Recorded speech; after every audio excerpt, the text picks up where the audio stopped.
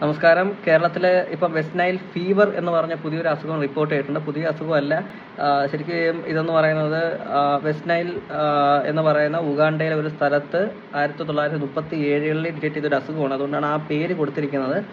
ഇത് ശരിക്കും പറഞ്ഞാൽ ഡെങ്കുവിനെ പോലെ അതേ കണക്കുള്ള സിംറ്റംസ് കാണിക്കുന്ന ഒരു അസുഖമാണ്.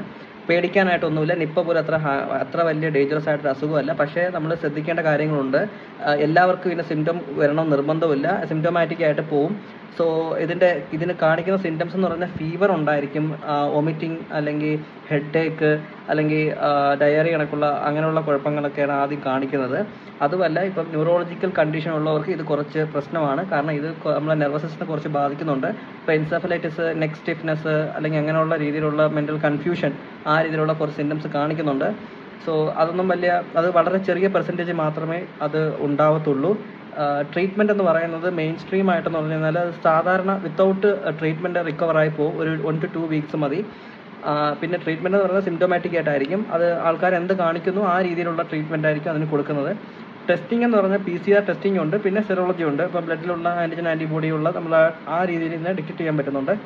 പിന്നെ വേറെ പേടിക്കാനായിട്ട് വെച്ച് കാര്യങ്ങളൊന്നുമില്ല. പക്ഷേ മൊസ്കിറ്റോ നമ്മുടെ വീട്ടിലും ചുറ്റുമൊക്കെ വെള്ളം കെട്ടിക്കിടക്കാതെ മാക്സിമം സൂക്ഷിക്കുക. അറ്റ്ലീസ്റ്റ് ഒരു വീക്കെൻഡ് നമ്മൾ ഡ്രൈ ഡേ ആയിട്ട് ആചരിച്ചിട്ട് വെള്ളം കെട്ടിക്കിടക്കുന്ന എല്ലാ സ്രോതസ്സും നമ്മൾ മാക്സിമം അവോയ്ഡ് ചെയ്യുക. കാരണം ചെറിയൊരു 10 തുള്ളി കിടക്കുന്ന ഒരു വെള്ളത്തിൽ ഏകദേശം 300 പുറത്ത് മൊസ്കിറ്റോ വളരാമെന്നാണ് പറയുന്നത് കണക്ക്.